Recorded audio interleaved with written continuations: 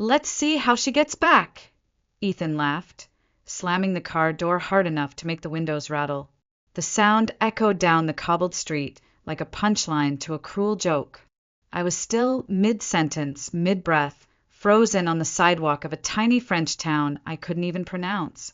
The rental car peeled away, tires skimming over ancient stones, leaving behind a faint cloud of dust, and the sound of male laughter that didn't belong in a place this picturesque.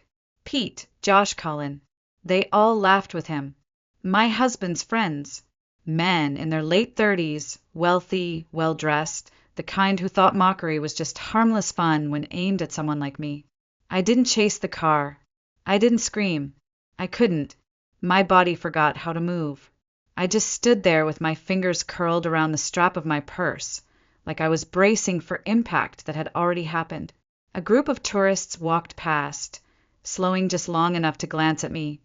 Some curious, some amused, one woman with a pitying smile.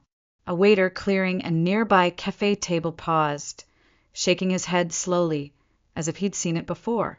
I wasn't sure what looked worse, the disbelief on my face or the sheer loneliness radiating off my body like heat. For a moment, I tried to rationalize it. Maybe Ethan would circle the block and come back. Maybe it was a joke, an ugly, idiotic joke, and the others would talk him down. I pulled out my phone, hands trembling. I dialed. Voicemail. Dialed again. Straight to voicemail. Texted, "This isn't funny, Ethan. Where are you?" Delivered. No reply. I tried Pete. Blocked.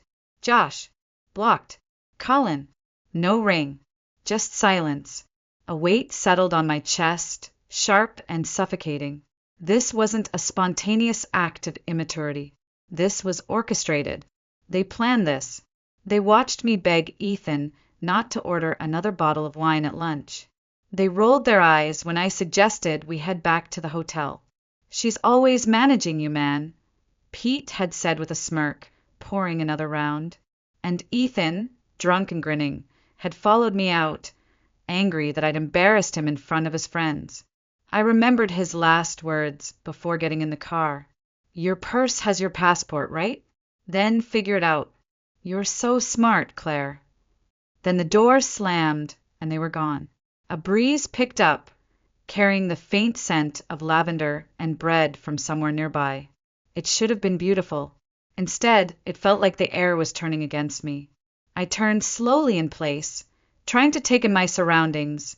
Ancient stone buildings with shuttered windows, flower boxes bursting with color, strangers enjoying their wine under striped awnings, speaking in a language I didn't understand.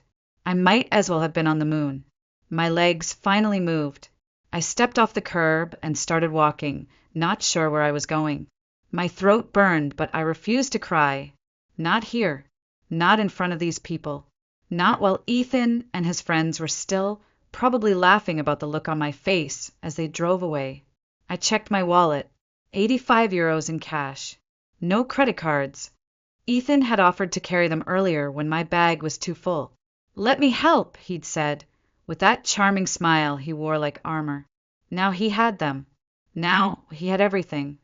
I had enough money for maybe a night in a cheap pension and a meal if I was careful. Then what?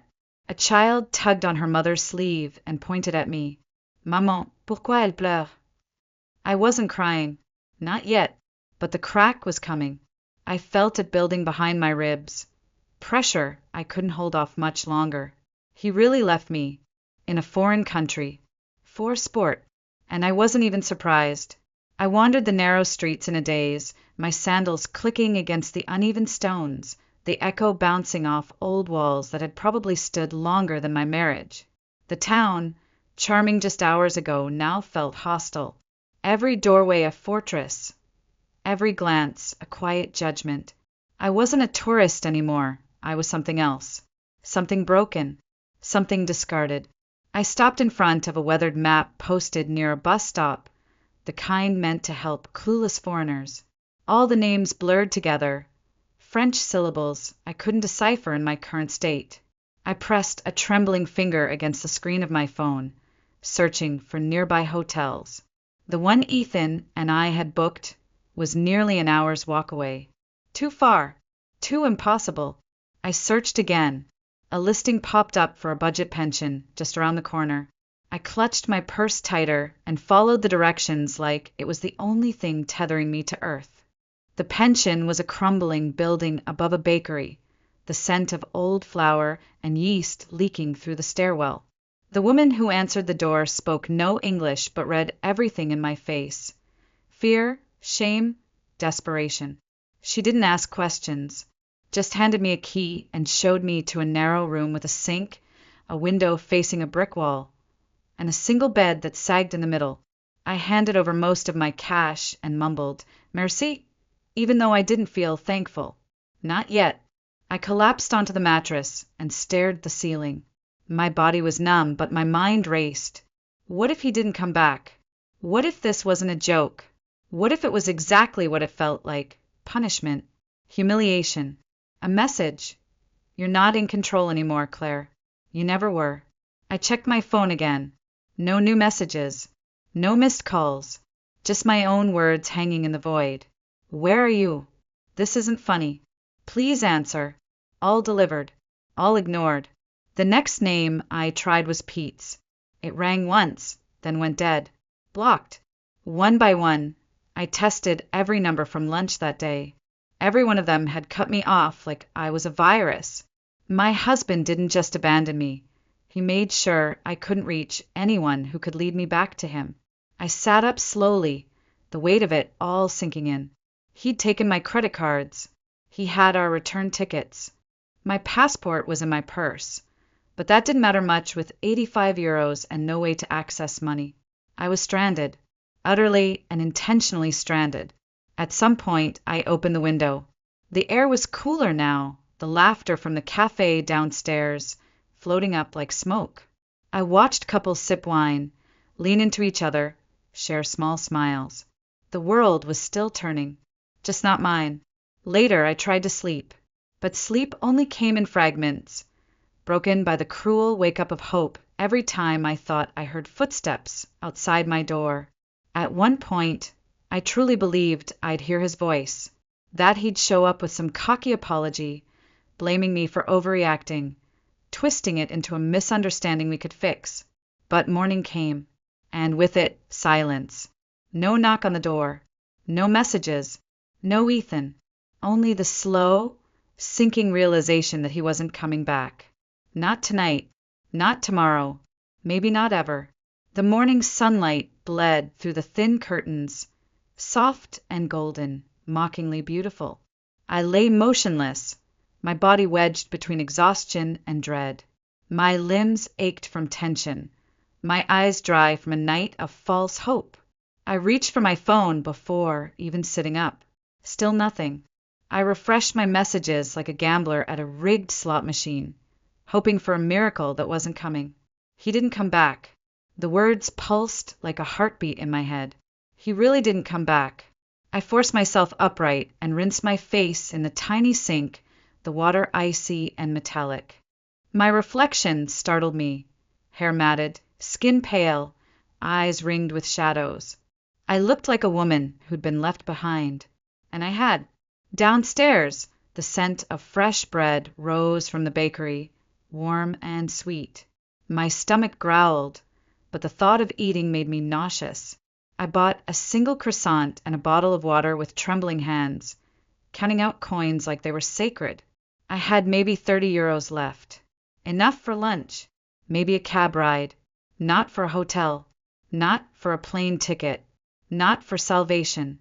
I wandered the perimeter of the town, scanning every street, every terrace, every cafe in case, by some miracle, I'd spot our tour group.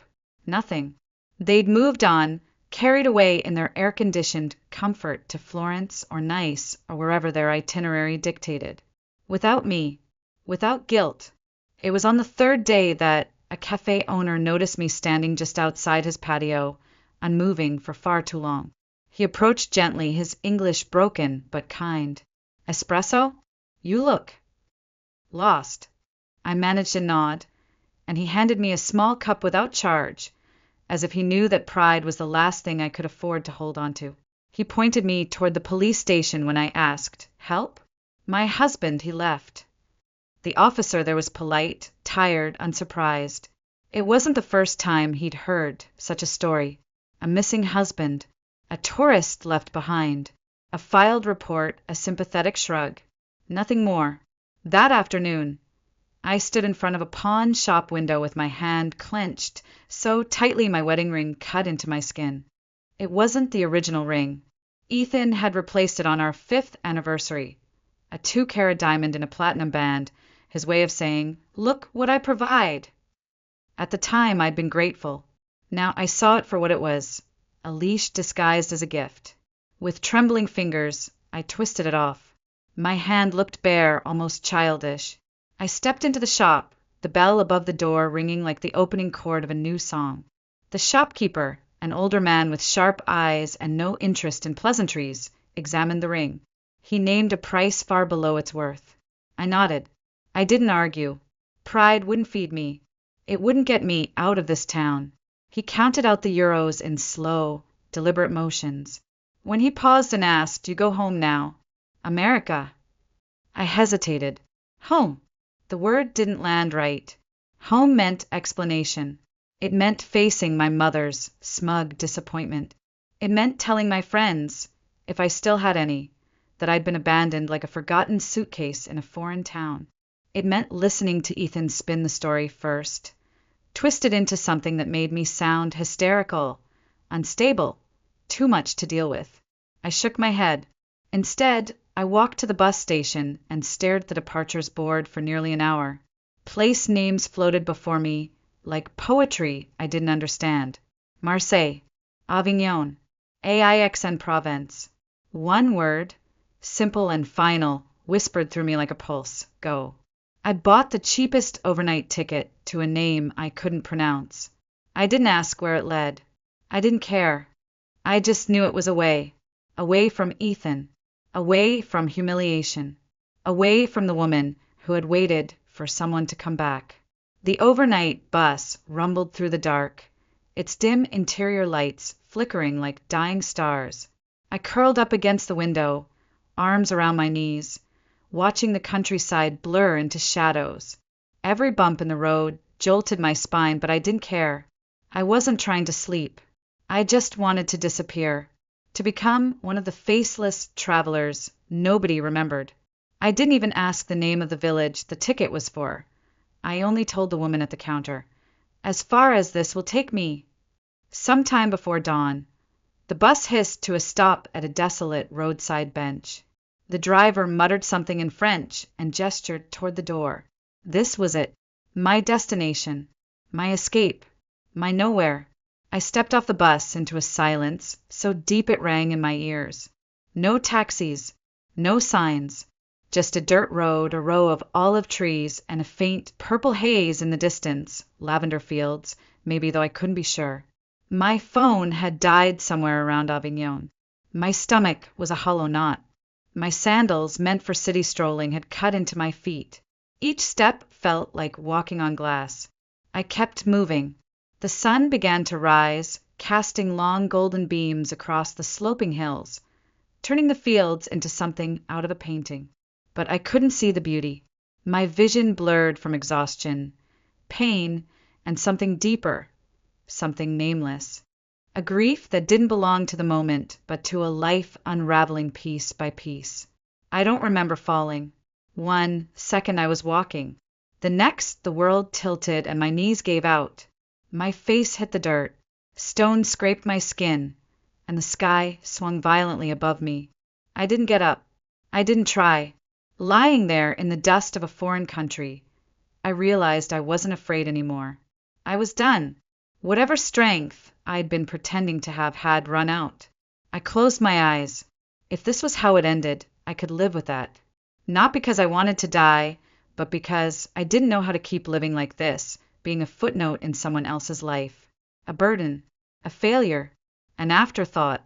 A voice broke through the silence. Foreign, urgent, feminine. Then hands, rough but careful, turning me over, lifting my head, brushing hair from my face. I blinked through the sunlight and saw a woman's face.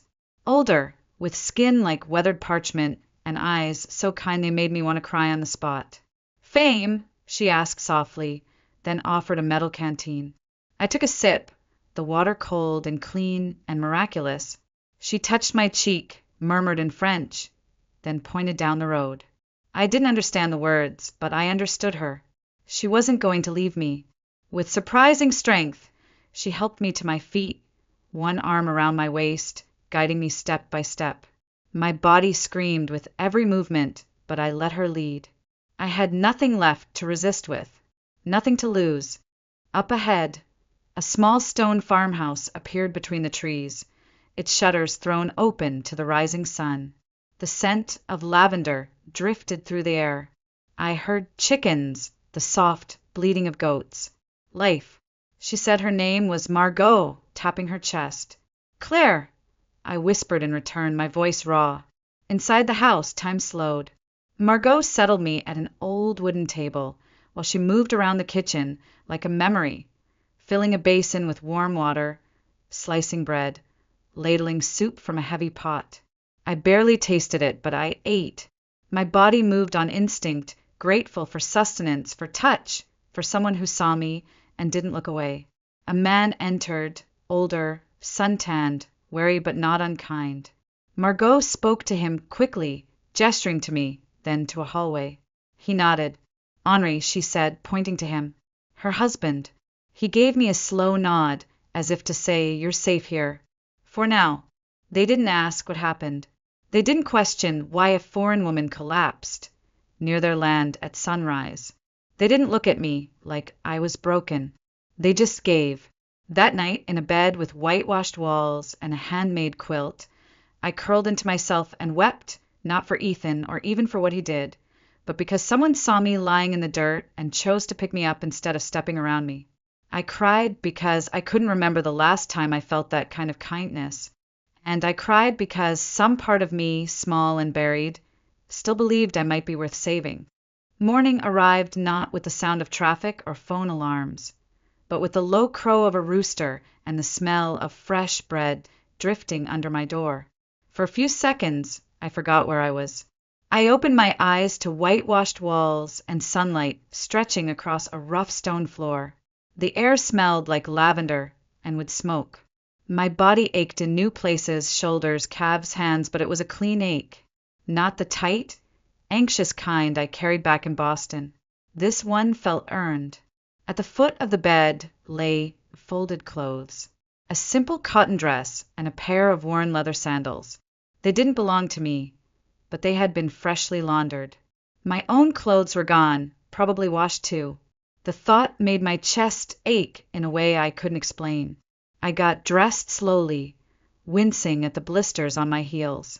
When I emerged into the kitchen, Margot was already moving, setting down coffee, slicing dark bread, drizzling it with thick local honey. She looked up and beamed when she saw me, her eyes crinkling at the corners. "Bon," she said, gesturing to the chair. I sat. The coffee was strong and almost bitter, but I drank it gratefully. The bread was warm, chewy, rich with oil and sweetness. I ate slowly, unsure how to say thank you in a way that didn't feel like an apology. When I opened my mouth to try, Margot gently waved her hand. She pointed to my feet, then to the window, where rain now traced soft lines down the glass.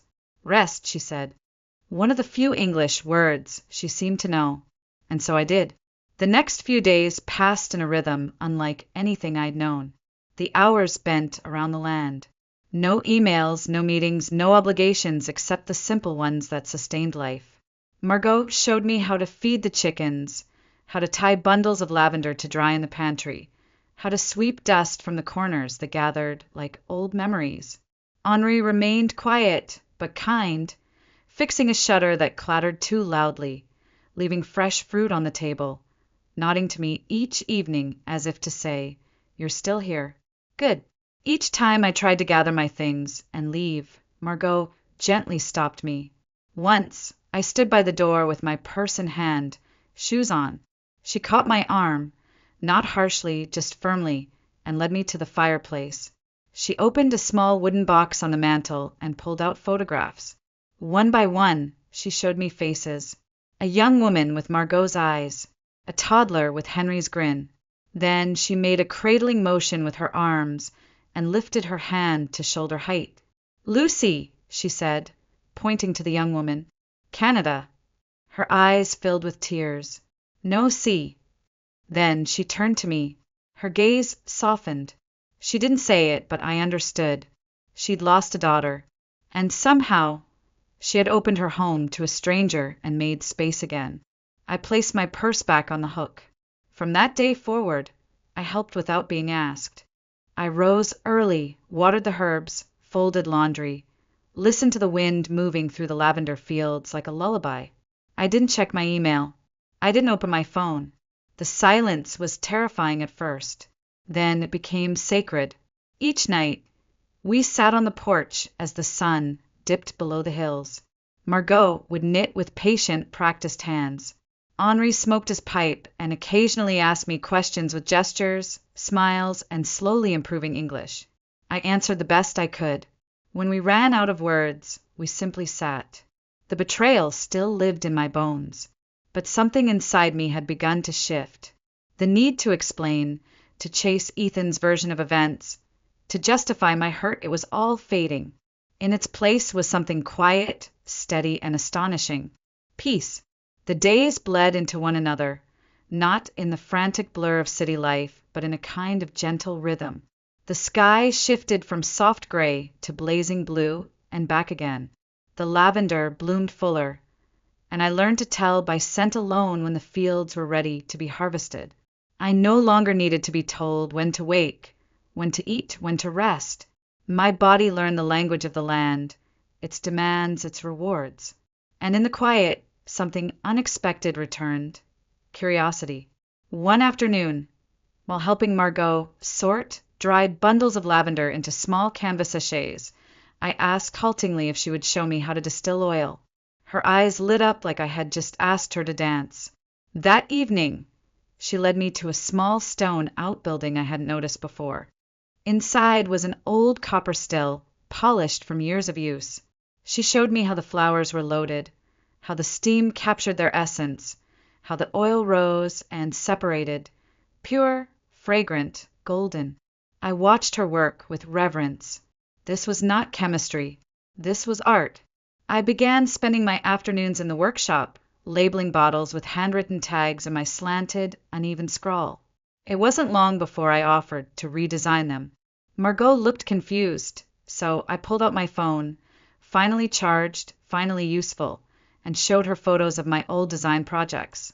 Hotel interiors, restaurant branding, boutique packaging. For the first time since I'd arrived, I saw her look at me not as someone to care for, but as someone who could offer something back. The next market day, Margot and Henri brought me with them to the village. We loaded crates of oil and sachets into an old blue truck, the back seat rattling as we drove along winding roads. The market was alive with music and chatter, rows of colorful stalls lined with produce, bread, wine, soap. I helped them set up, arranging our products on the table, adjusting the signs, tying fresh bundles of lavender for decoration.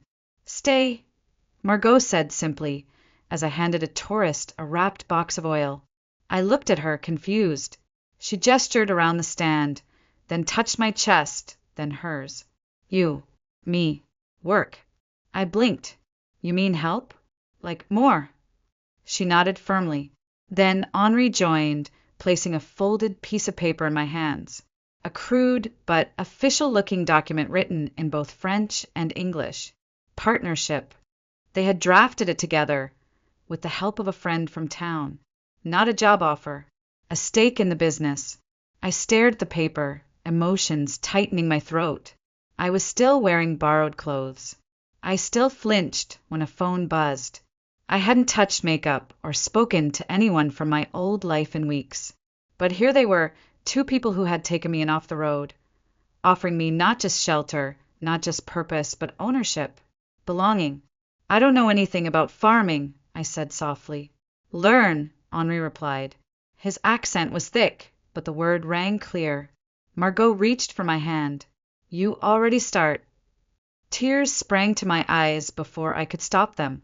Not because I was sad, but because for the first time in years, I didn't feel like I had to prove my worth.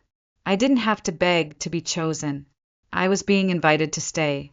Not as a guest, not as a burden, but as someone valuable, someone home. I hadn't thought of Ethan in days. That realization came as I knelt in the workshop, sealing freshly poured vials of lavender oil and arranging them by scent profile, bright, grounding, soothing.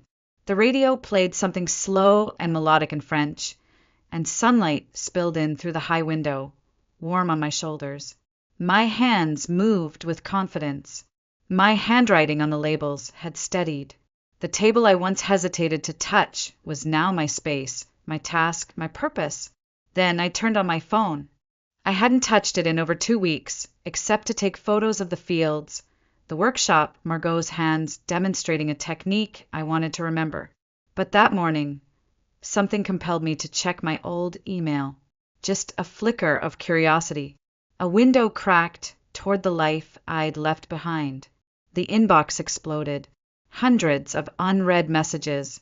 Old friends, acquaintances, colleagues from a life that now felt like a dream. At first, it felt like I was reading someone else's mail. The concern in their words startled me. Are you okay? Where did you go? I heard what Ethan said. Please tell me it's not true. And then I saw it. Subject, I know where you are. From Ethan Bennett. My breath caught. My hand trembled as I tapped it open. Alexis! He never called me Claire anymore. Only Alexis, the name he preferred, the one he thought sounded more sophisticated. It's taken time and a private investigator, but I finally tracked you down. This has gone on long enough. I'm coming to bring you home and end this ridiculous tantrum. My flight lands in Marseille on Thursday. Be ready. Thursday.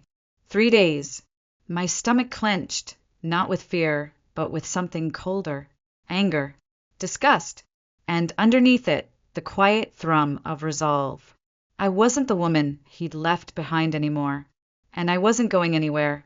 I walked downstairs, the phone still in my hand, and found Margot at the kitchen table, going over accounts by the open window. She looked up, read my face immediately. Bad news from America, she asked softly. I nodded. Ethan. He's coming. Her expression hardened, just slightly. Margot didn't speak often about him. She didn't need to.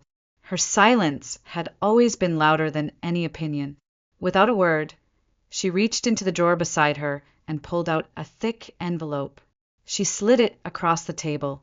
Was waiting for right moment, she said. Inside, the final, signed copy of the partnership agreement. My name, Margot's, Henry's. Not a promise, a contract. I wasn't helping anymore. I was a third owner. I had rights. Responsibilities, a business. You choose what happens Thursday, she said, tapping the paper. Not him. I stared at the document. I should have felt overwhelmed. Instead, I felt solid, grounded. I belonged here, in this house, in this field, in this work. Ethan could try to come and take whatever he wanted, but he wouldn't find the version of me he remembered. The next morning, I contacted Caterine, the local lawyer who'd helped with the partnership. We drafted divorce papers, French and English, clear, firm, final. I printed them and folded them carefully into an envelope. I also replied to the email from my former mentor, the one who had recommended me for a remote design consultancy weeks ago. The offer was still open. I accepted. 1 foot back in the world I'd walked away from, but on my terms this time. Then I wrote short messages to the friends I'd left behind, not with apologies, but with clarity. I didn't need them to save me.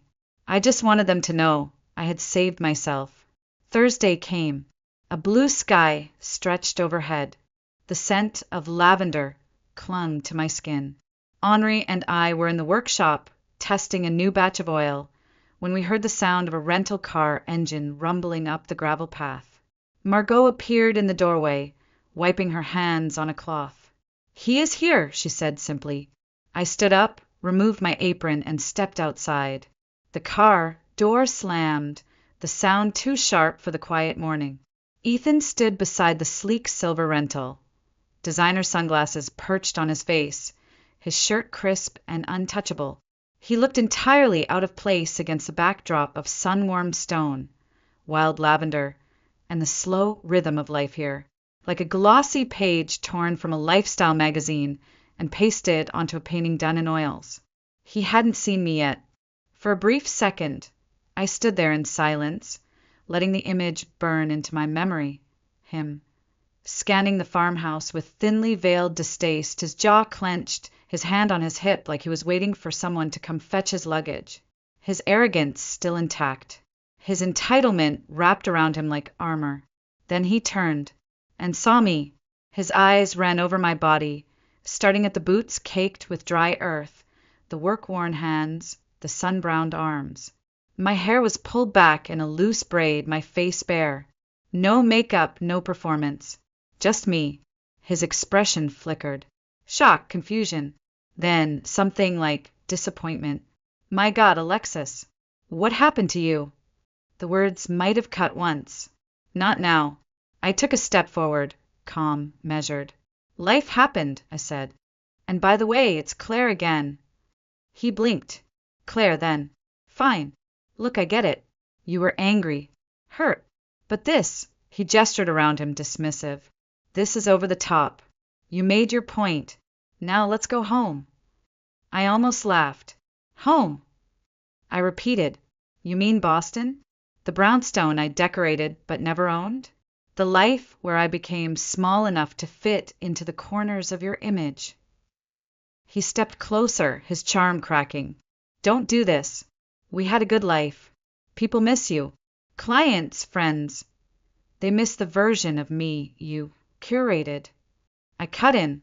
The Claire who smiled on cue, who planned dinners for your colleagues, who stopped talking about her career because you said it was just a hobby. His face tightened. It's not like that. It's exactly like that. Behind me, I heard the soft shuffle of Margot and Henri stepping out to the porch. They didn't understand the words, but they understood the moment. They stood with me, not as backup, but as witnesses, as family. Ethan followed my gaze and scoffed. So this is it. These people.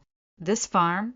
You'd throw away everything for dirt and soap and strangers who don't even speak your language. No, I said quietly. I'm choosing something better. I reached into my pocket and held out the envelope. He looked at it like it might bite him. What's this? Divorce papers. Drafted, translated, and ready to sign. His jaw worked. You're not serious. I am. You left me on a roadside in a foreign country. Ethan. You laughed while you did it. You called it a tantrum. I call it clarity.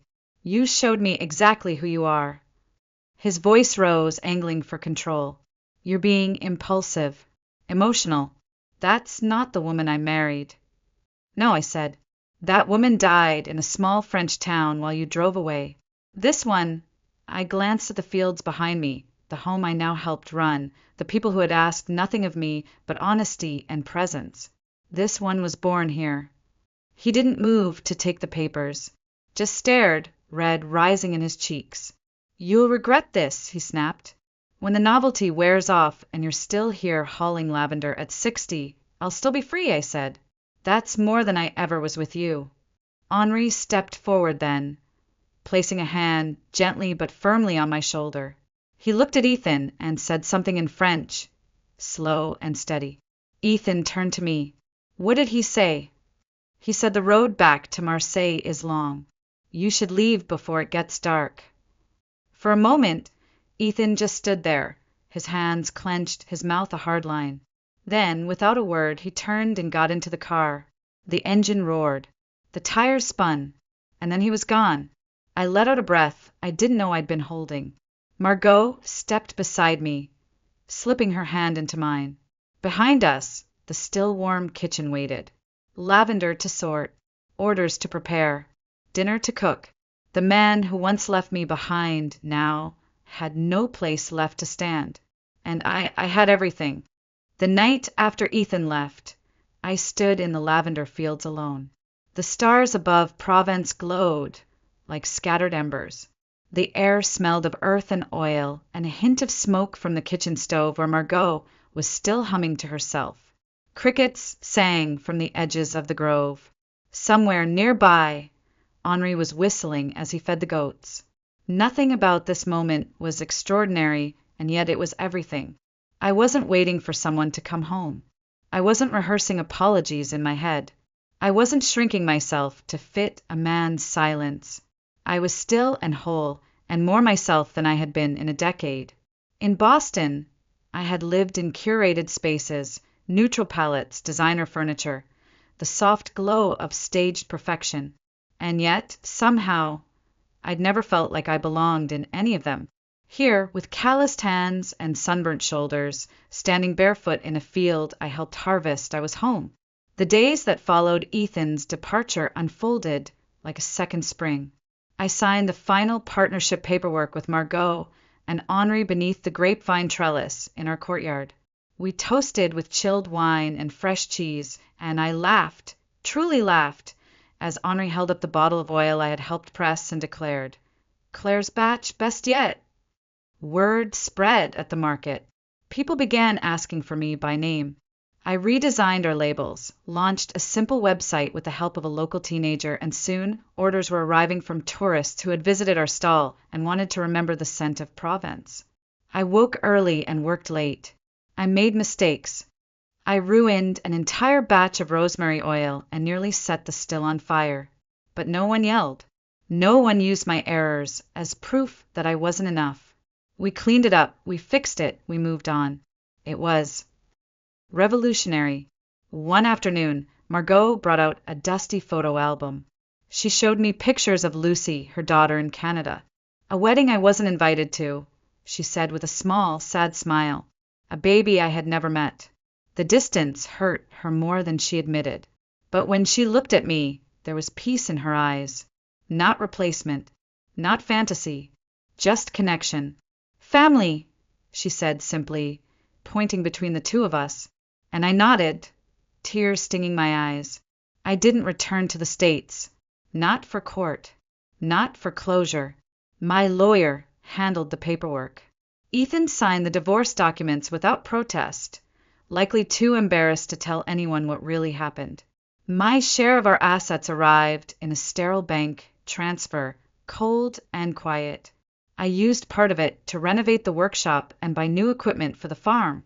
I used the rest to start saving, not for escape, not for survival, but for the future.